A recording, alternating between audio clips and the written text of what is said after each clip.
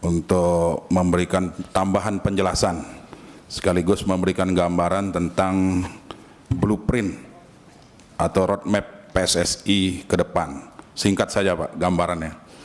Kami persilahkan Pak. Assalamualaikum warahmatullahi wabarakatuh. Salam sejahtera untuk kita semua. Shalom, Om Swastiastu, Nama Budaya, Salam Kebajikan.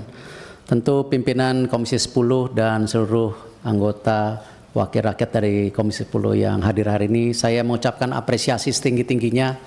Tanpa dukungan Bapak Ibu tidak mungkin sepak bola Indonesia seperti hari ini. Karena memang ini kerja-kerja sama antara pemerintah dan PSSI dan tentu seluruh daripada masyarakat sepak bola yang mengimpikan sepak bola kita harus bangkit. Memang sejalan dengan tentu blueprint yang sudah disampaikan pada saat itu ke FIFA, yaitu program Garuda Mendunia, bagaimana kita mentransformasi menuju era kejayaan sepak bola Indonesia. Memang kita memberikan target-target untuk pengembangan daripada sepak bola Indonesia.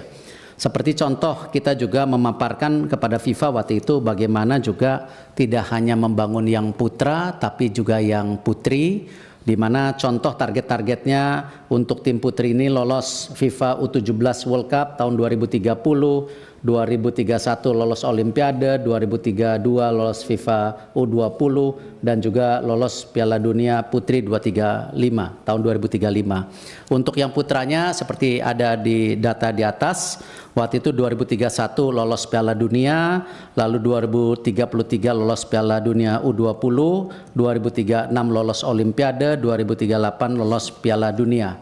Dan tentu rencana ini juga dibagi menjadi 3 fase, slide berikutnya. Di mana tentu tadi disampaikan oleh Pak Menpora short term, ya, diwakilkan Pak Wamen. Terima kasih Pak Wamen dukungannya. Ini sama-sama tim Olimpiade London waktu itu. Di mana 2023-2028 waktu itu fase pengembangan, lalu juga midterm. Di situ ada tentu dalam kategori fase stabilitas, lalu juga masuk ke golden era di 2034-2045. Nah, memang ini semua karena momentum. Kita tidak pernah terpikir kita mendapatkan sejarah yang luar biasa. Waktu itu diawali dengan tim SEA Games kita yang sudah 32 tahun juara SEA Games.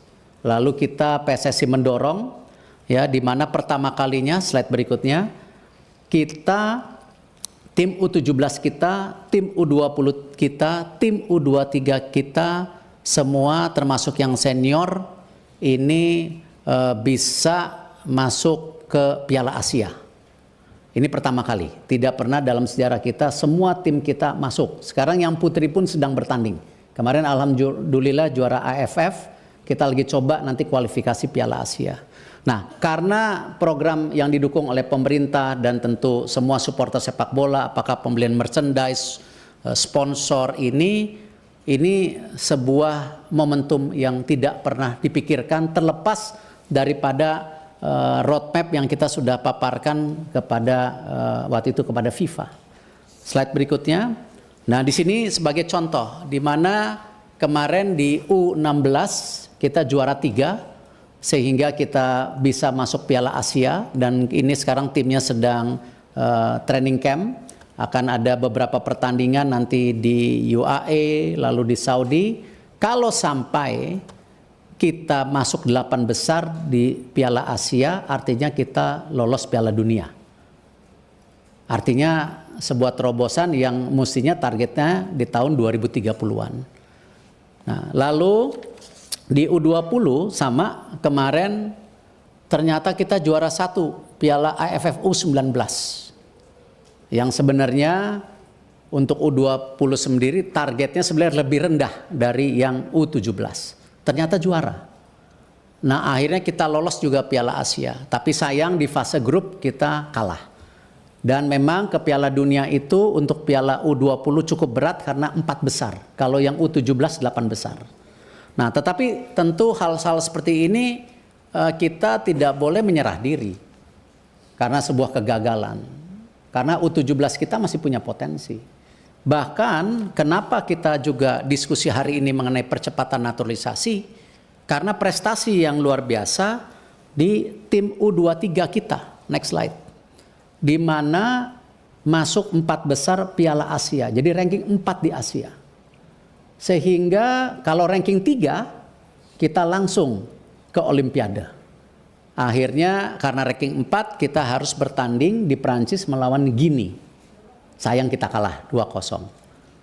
Nah, hal-hal seperti ini yang membuat confidence pemerintah PSSI kenapa tim senior kita ini punya potensi dari anak-anak muda kita seperti Rido, Marcelino yang juara SEA Games, ditambah tadi tim U23 kita dan sisa daripada tim senior kita. Nah, hal ini yang kalau dibilang kita sangat agresif, mohon maaf, tidak lain kita ingin supaya mimpi kita di Piala Dunia bisa tercapai. Dan ini tentu kita masih ada sisa pertandingan 4, di mana nanti lawan Australia tanggal 20 away, lalu 25 lawan Bahrain di Indonesia, lalu tanggal 5 Juni lawan China di Indonesia, 10 Juni lawan Jepang. Kalau kita bisa mendapat 7-9 poin, bukan tidak mungkin kita bisa ranking 2. Ranking 2 artinya langsung lolos Piala Dunia. Tetapi kalau sampai pun kita ranking 3-4, kita masih diberi kesempatan untuk kualifikasi, ya, bergabung dengan 3 grup lainnya yang ranking 3-4 dibagi 2 grup. Nanti ranking 1-nya lolos Piala Dunia. Nah, ini yang akan dilakukan pada bulan Oktober-November tahun ini. Jadi hal seperti ini mohon maaf, kami dari PSSI tidak bermaksud melakukan sebuah mimpi yang hiperbol, tetapi ini sesuatu yang real, nyata ada di depan mata kita, dan ini baik saya rasa untuk bangsa kita juga sejajar dengan bangsa-bangsa besar di dunia.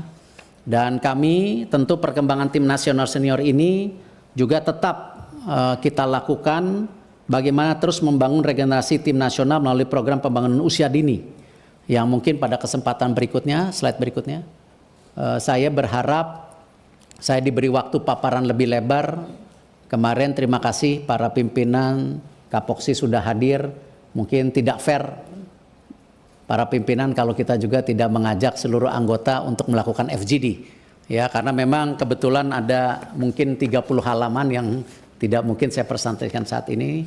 Dan insya Allah niat baik, nawaitu baik dari bapak-bapak ibu yang hadir, kita tidak akan salah gunakan. Ini sekedar memang bagaimana kita memastikan mimpi kita sebagai bangsa bisa setara dengan bangsa-bangsa dunia. Terima kasih. Wassalamualaikum warahmatullahi wabarakatuh.